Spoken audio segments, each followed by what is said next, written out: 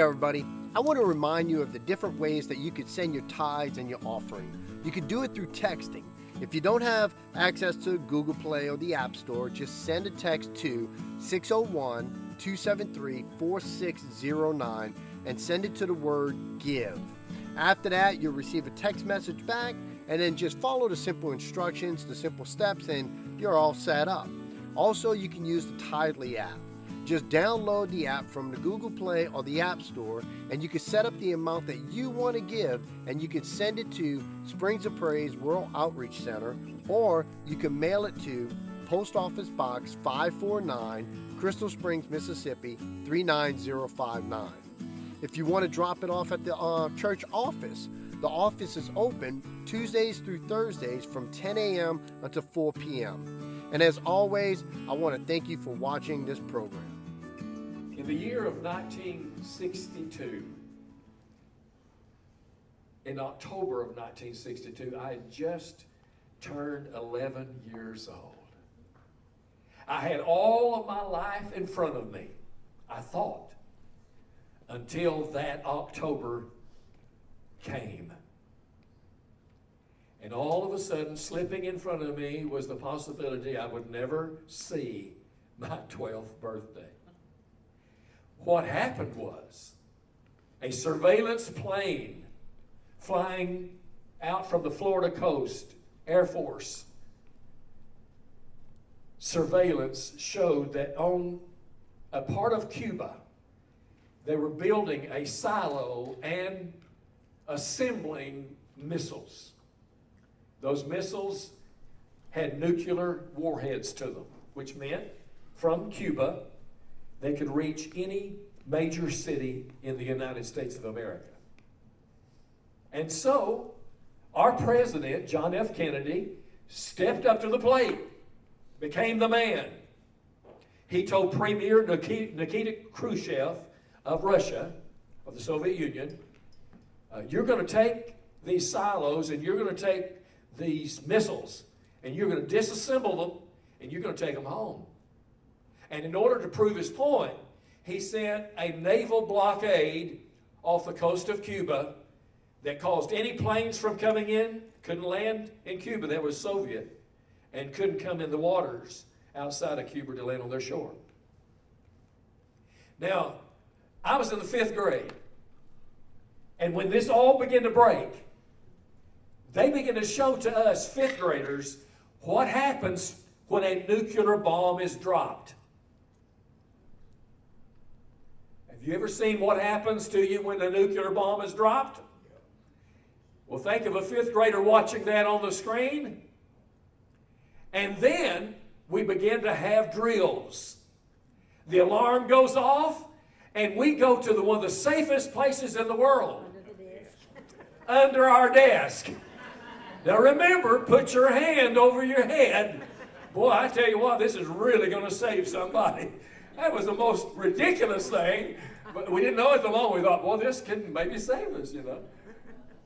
And so, Premier Khrushchev determined to test America's resolve.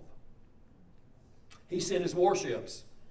He said, we're going to break through your barricade. We're getting through to Cuba because they're part of us. And there was a standoff. If you were alive back then in the Bay of Pigs, you remember that there was this standoff. They got within 100 feet, 100 yards of our destroyers, was their destroyers. Now, 100 yards is not very far when you're in a destroyer, and that thing is massive. They came right up to us, and they sat there looking at us, and us looking at them, and there was one word that came to everybody's mind during this time they were watching this on TV. Crisis. We've never had a crisis like this. We're possibly minutes away from somebody pushing a little red button, and when they do, this world will never be the same. And so, all of a sudden, when those ships edged closer and closer to our ships, the order came, and they turned and went home. And the crisis was averted. And guess what a 5th grader did? I get to be 12. And I'm here right now. That was a crisis. You do understand, my message today is crisis intervention. Crisis intervention. Now, there are crises that are happenstance. They just happen. Circumstances happen. But then there are crises that are man-made for a purpose. Abimelech. You just read about him. Abimelech was the son of Gideon. Gideon had 70 boys besides him, and they all lived at one location and was ruling the land because there was peace. The Midianites had been conquered, and Gideon's dead, and the boys are ruling things, and it's going pretty good. But he had an illegitimate son named Abimelech. And Abimelech is the first man that we ever know used the critical race theory. If you don't know what that is, you should know, but if you don't know what that is, it's basically using your ethnicity, your particular whatever you are, in ethnic, whether white, black, Latino, whatever, you're using it in order to gain power. Okay? And you get other people to feel guilty if they don't get on board with who you are, and they don't give you what you want because of who you are. So he goes to his mother's, not his, we know the father's boys are ruling things, so he goes to his mother's family and says, look, do you want those boys to rule you? I'm flesh and blood with you, your mama. And we have the first time that a man is put in power when the men got together and said, we want you to rule over us. They didn't know if he's any good. They didn't know if he even knew how to govern anybody. But they made him the ruler over them simply because of his ethnic background. Does that sound a little familiar? Some of you are going to have to get a little smarter and get between the lines on some of this, okay? Because I can't say things out, blurt it out in order for you to get it, so to think through it. I'm telling you. And so, what did they do? They took money out of the government money, which was the temple. It was out of the temple. And they gave him 70 pieces of silver to hire scoundrels, we read. The lowlifes. The Antifa. Their whole job is to protest, riot, loot, cause chaos, problems, bring a crisis. And so when they stir up this problem, create a crisis, then you have Abimelech steps in with those boys and kills his opponents and goes back and they crown him king. And we have the first time in history that we know of a person who uses his race in order to gain power. If you'll stay with me, you're going to hear something. Fast forward to 1498. In 1498 in Italy, if we go to that, I showed you that country, you'd see that it wasn't ruled by one king. It had many different castles and states, they call them, that was ruled all over the place. There was a whole horde of them. But there was one prince called Machiavelli. Machiavelli said, if I could get everybody cooperating, I could take over this whole country. But how do you do that? He pulled an Abimelech. He hired the scoundrels, the Antifa, and sent them into that particular little state. And when people are threatened and you have looting and rioting and killing, people get fearful. They're willing to do anything to get that off their backs. So he goes in riding on the white horse and says, do y'all want me to get rid of the riffraff that's in your state? And they said, anything. Yes. He said, I'll do it. Now, no one knows the better. He's hired them. So he fires the very ones that he's hired there to go somewhere else and do it again. And one, study history, 1498, Machiavelli, is called Machiavellianism. They use it on Capitol Hill. It's when a person uses a crisis that he started in order to gain power to coming up with a solution to the problem. He was the one that made the problem. Machiavellianism. It is a selling point. In other words, you create a problem so you can solve it. Yeah. You know the solution because you created the problem. Does it sound like COVID-19? Hey, I'm going to get real a little bit today. I'm telling you, it's like going to someone's house, to their back porch, and setting the back porch on fire. Going around to the front, knocking on the door with a fire extinguisher in your hand. When they open the door, they say, oh, just in time. We got a fire. Would you like to buy my fire extinguisher? How much you want? $10,000. Oh, we got it. Check. We need it. And they'll thank you for coming when you created the problem to begin with.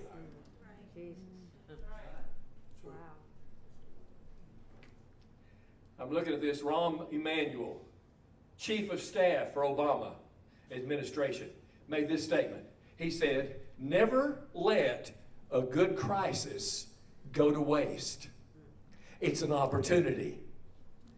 Hillary Clinton said, when we were going through a crisis, she said, I want to tell you I am thankful for this problem, this crisis, quoting her, this crisis, because we have a friend, she's talking about this other guy, who is in the Obama administration, said, don't let a good crisis go to waste, and we are not going to do it.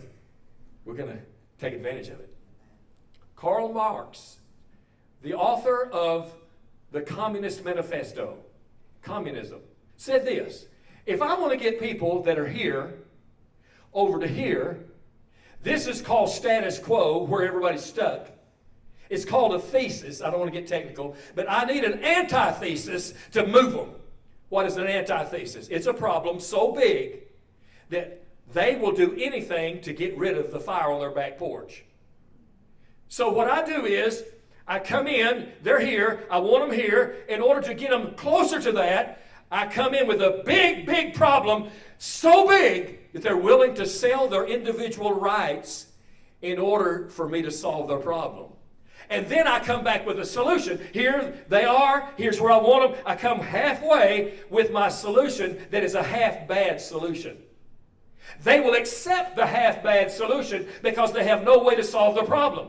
So therefore, they are further on this direction than they were before. Then, once I move them, I bring another crisis.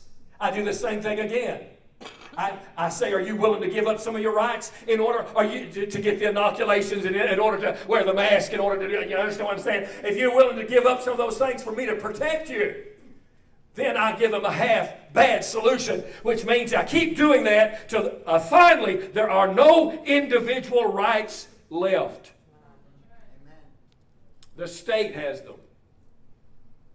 That's exactly what Joseph did. They have a crisis, and Joseph says, you want something to eat? All right, cost you some money. And Egypt pays. They lose all their money for food. He says, you want to eat? Yeah. We'll take your livestock. There goes the livestock. You want to eat? What you got? My house and my home, my land. Okay, we'll take it. And the Bible says that Pharaoh ended up owning every bit of cattle, all the land, and he made the homeowners sharecroppers on their own land. And they got a portion of their crop to live off of. Do you understand where we're headed? Karl Marx called this, and this is I'm heading somewhere, you'll get this. He called it critical theory. Critical theory is this. I go into a particular country, like America, whatever, and I study the subgroups, and I find out where is the dissension? Where's the opposition? Politically, how about Democrats and Republicans? I can cause problems between them, can't I? What about religiously? How about Catholics and Protestants? What about in the financial realm, the rich and the poor? Problems there. Ethnicity, black and white, Latino. And I come in and I sow discord among them. And when I get them fighting and duking it out among themselves for the purpose of one thing, and that is to get power to rule. Now, my wife and I will be going to Rwanda. If you want to see one of the most gory movies that you've ever seen, you need to get a cuss box because it's got cussing all the way through it. And I had a cuss box, and I watched that movie, and I liked it. Didn't get any dialogue. I mean, there's blip. But, you know, it's a movie about what happened in Rwanda in 1994 when they had 900,000 people with their heads chopped off. We'll go over and see the Genocide Museum this Friday. And if they used to have the film they used to have, they have a guy walking down there, they cut his head off, and his body keeps running almost a block without the head. This is the most horrible, what happened? the Belgians come in to the Congo, and they get a tape measure. And they say, if you're tall and you're lighter skinned and you have a small nose, we're going to call you a Tutsi. Never was before. And if you're short, broad nose, darker color, we'll call you a Hutu. And they made the distinction of two races of people that did not even exist and called them Hutus and Tutsis and pitted them against each other. And we ended up with 1,000 people getting slaughtered. Simply because the Belgians said, and this is what Ronald Reagan said, he said, any government that follows this method, anybody that follows this method will destroy a government if they follow this particular method. Jesus said it this way. He says, a kingdom divided against itself cannot stand. So, how do I get a kingdom to fall? I get it divided. Do you think America can stand in the condition that we're in right now? It's like an autoimmune disease. What is an autoimmune disease? It's when your own body starts attacking your own body. Your immune system goes to your own organs and begins eating at your own body. So therefore you will not live when that thing begins to attack. So, what do we have? KKK? Come on, Southerners. KKK? Hatched in hell? Well, hey, let's get real. NAACP hatched in the same department. Black Lives Matter, same department. White supremacists, same department. Nazism, same department. I'm telling you, all those things are pitted as one thing, and that's to get power, to get everything stirred up. Is everything being stirred up? Yes. A killing over here, a killing over there, this happening there, a little riot there. All for one purpose. America will not last divided. Eugene Debs, in 1894, listen, Eugene Debs, wise enough to know what to do. He goes around to the railroad department. At that time, everything shipped by railroad. No trucks. So that's the way you got your stuff around. And he formed a union. When he formed the union, he sowed discord and said, you don't have to listen to your bosses. In 1894, he cost the railroad department $80 million worth of damage. Now, that may not seem much now, but 1894, $80 million is a lot. They burned railway cars in 27 states. They shut down the United States of America railway system. One man did. What did that one man do? He knew this system. He ran for president 5 times, from 1900 to 1920. I don't know how you figure out, but it's 5 times in there. And in 1920, he developed the Socialist Party, which became the Communist Party of America. He ran communist candidates for president from 1920 to 1940.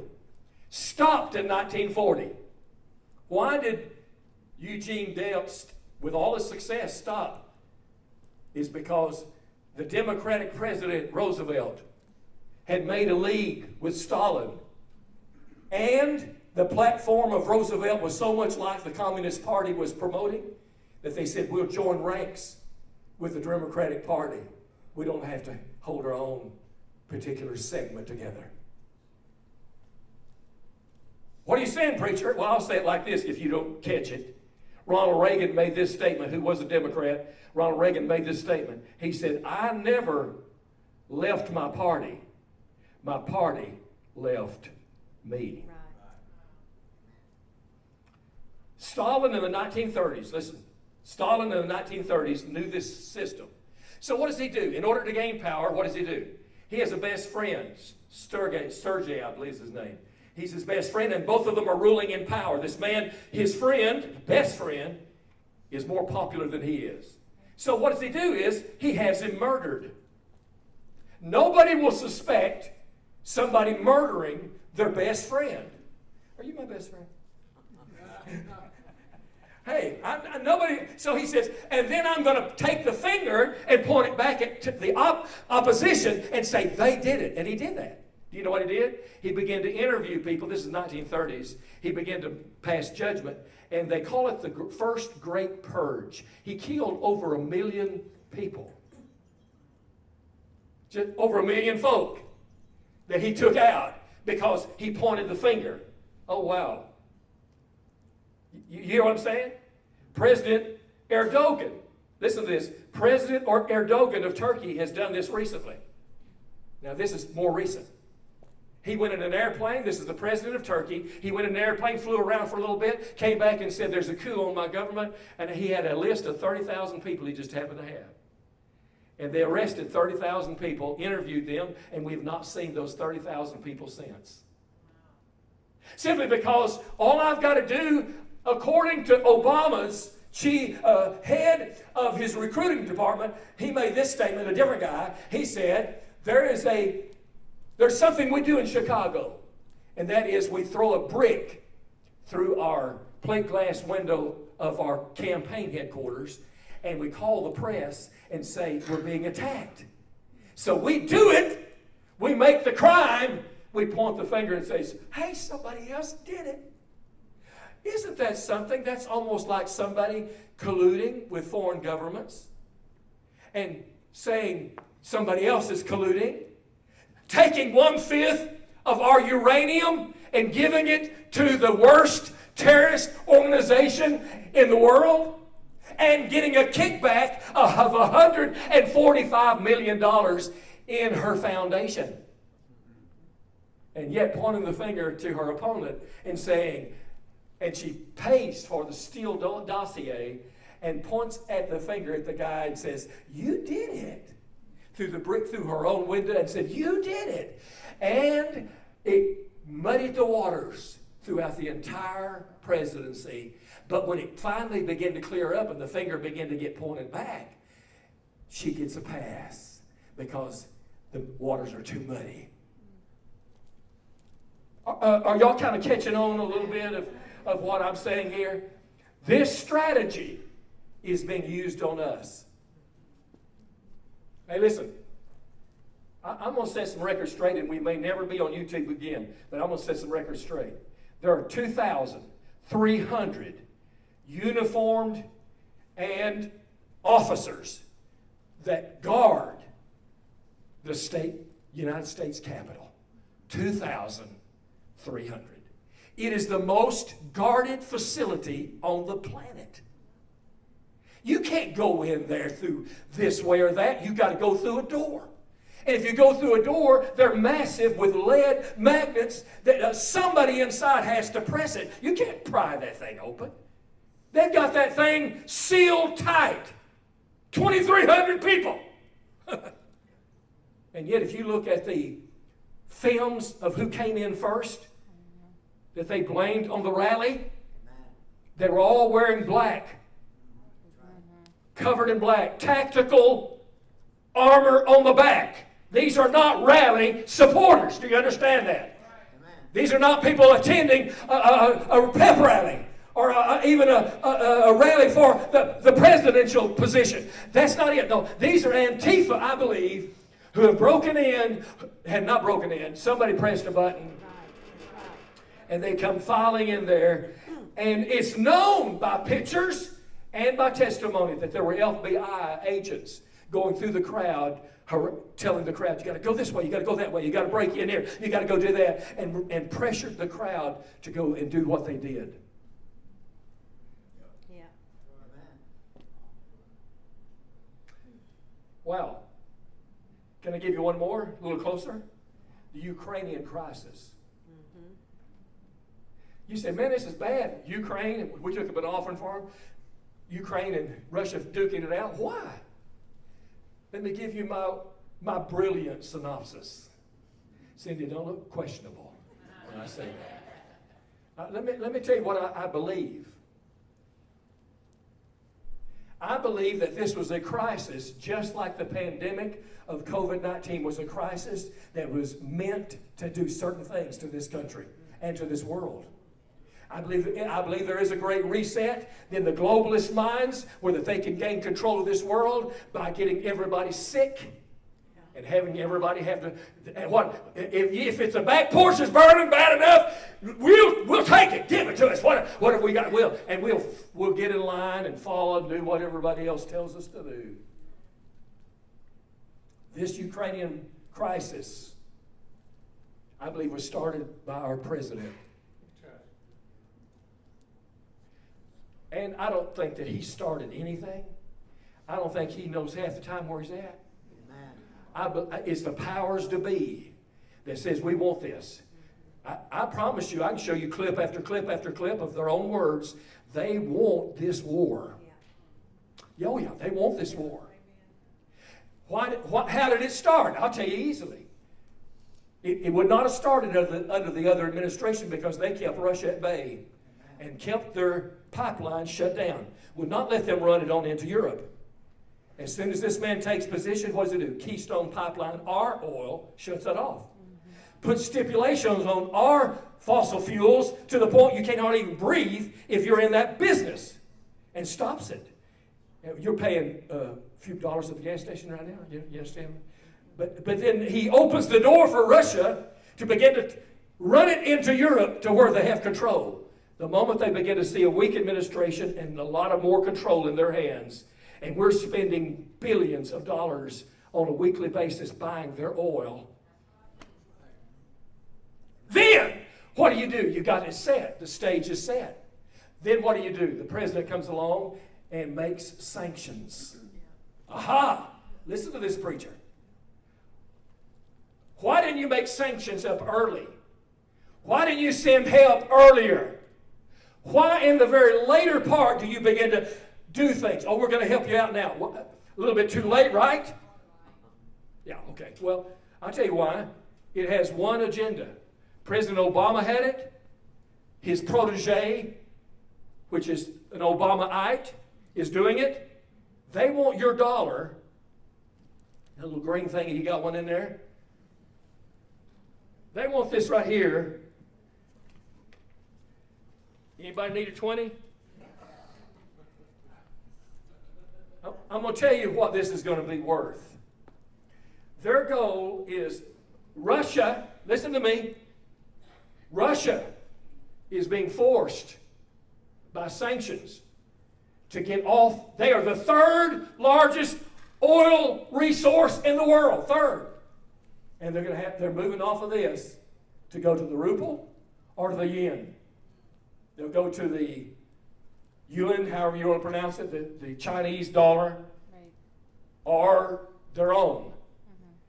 Which means what happens to our dollar? You know the reason you get the strength of this dollar is because of the fact that it is the world's backing. We use it around the world. It is the strongest financial institution. Saudi Arabia has come out and said we're going to move from the dollar to another monetary system.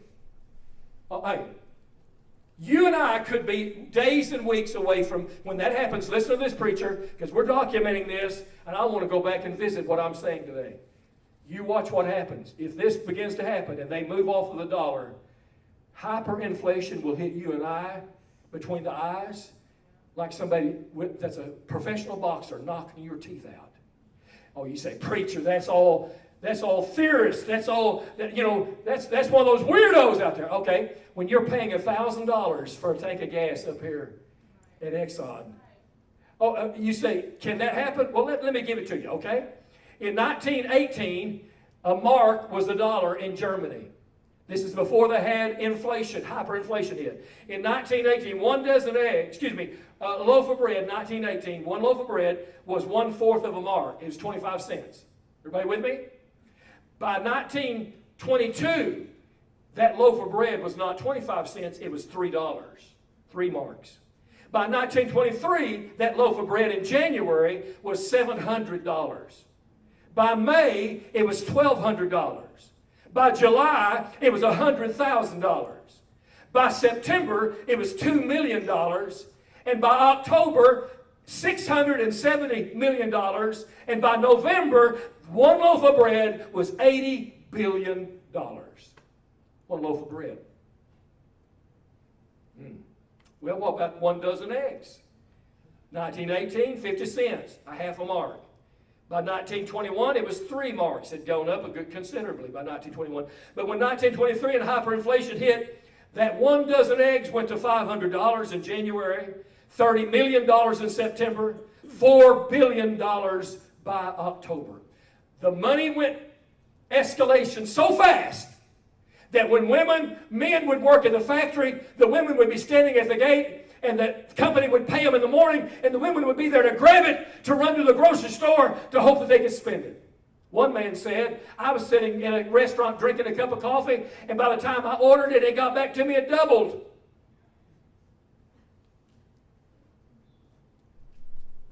I was in the Ukraine in 1995.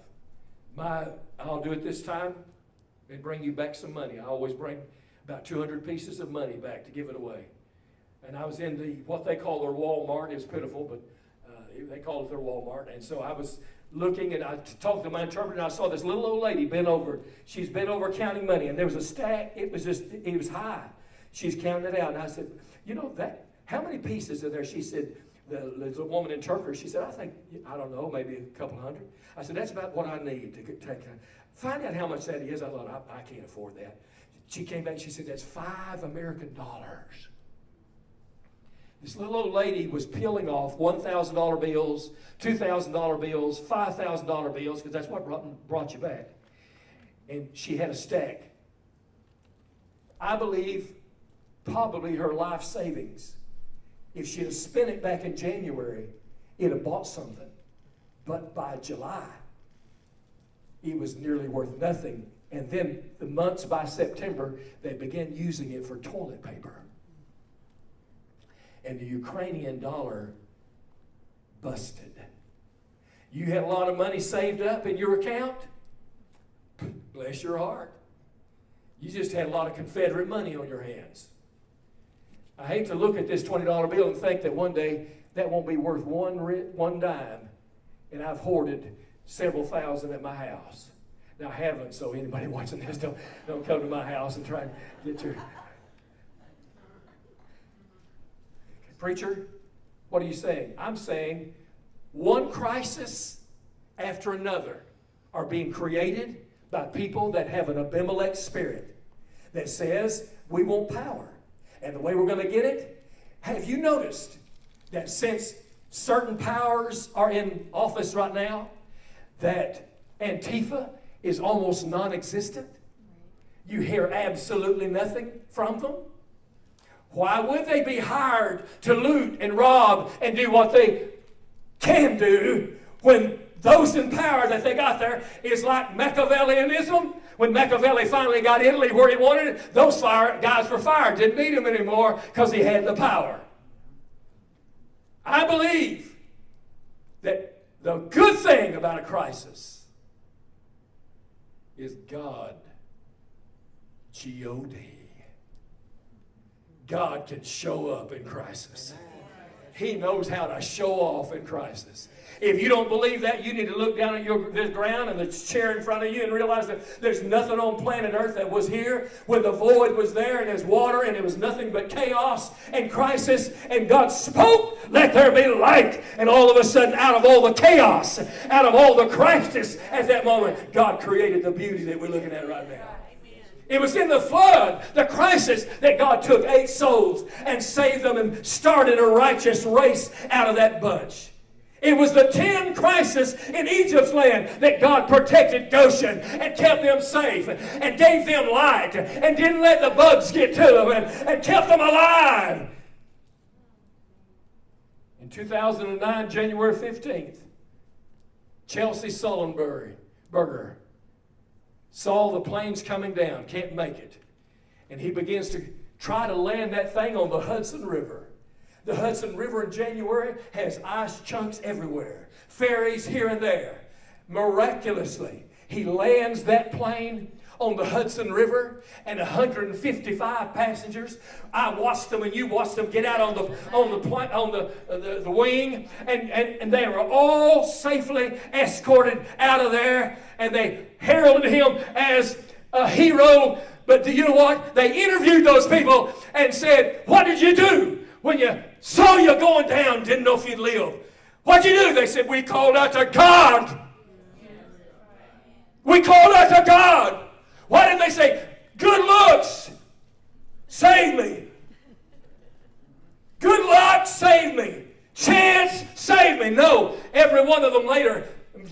most of them probably didn't even know God. But they said, when we saw a crisis and we were about to die, we called on God. Why? It's because God, in a crisis, can be depended on. He'll show up. He'll show out. Come on, somebody that really believes that.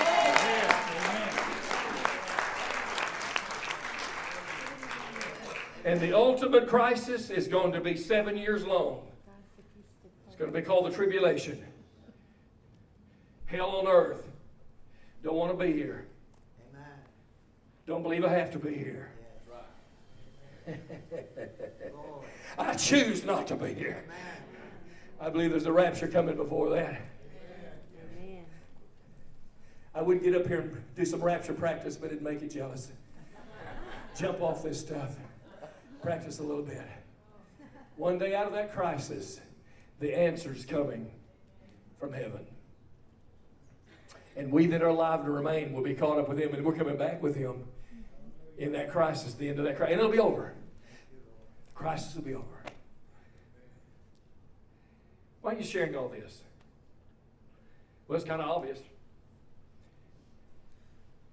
This country's not going to go anywhere or do anything in the division we're in. It's headed straight to the pit. We pray for it. We believe for it.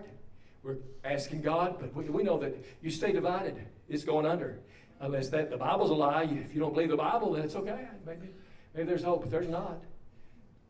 According to the Word. And let me tell you, look around you.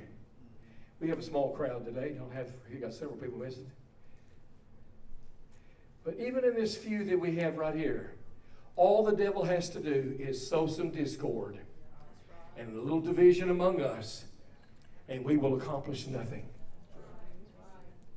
The only way we're going to accomplish anything, where's your puzzle? Thank you. Is people are going to have to find out, I belong as a piece in the body of Christ. And this body will not accomplish what God requires of us if I'm not doing what I'm supposed to be doing. If you're the eye and you're not seeing, we're having problems. If you're the ears and we're not hearing, we have problems. I'm telling you, we need every piece of the puzzle. Okay, let me ask you this. Okay, quickly, please, we're finishing. I want to ask you this. Hyperinflation hits next year. Hey, did you hear what I said? In January, it was this, and in May, it was this. And 6 months' time, by September for sure, it was out of reach. People didn't buy butter. Couldn't get butter. Couldn't get eggs. You didn't have $80 billion. So, well, you just did without. Where would you be? Most folks be in dire straits. You know what? When that time hits, I want to be a part of a group that knows how to pull resources and say, Belinda, raise your hand so they'll see who you are. Brenda. Bird. There you go. She needs help. Say she needs help. She can call the church or call one of us, and we have a network of system where that we get help over to her. Our goal is to stand together. One goes down, we all go down. One stands, we all stand. Yes. And we're the musketeers. That's right. I'm really serious about this. Amen. I feel like that we could have this hit us, and there'll be a lot of suicides. People hopelessness will be everywhere. But people that have learned to stick together and learn how in the good times to do it. When this bad time hits, Danny, you're a good friend, but you're not my best friend because I'd kill you. Here's what I'm going to do. I'm going to call some people down here in just a moment, and I have a stack of these. These I want you to take home, if you've not filled one out, and this is your gifting, your gift test. I'd like for you to fill it out. It's self-explanatory. Several pages, but you fill it out, bring it back to us. We'll study it, get with you individually to see where you fit in the body of Christ. We're getting very serious about plugging people in to the right piece of the puzzle so that they can do their job. Because I need you to do your job. I'm telling you, if you didn't pay your tithes, I couldn't preach. I'm paid by you, by your giving. The lights are on because you give. We can do what we do overseas because you give. Anything we do is because we've done it as a group. Does that make sense?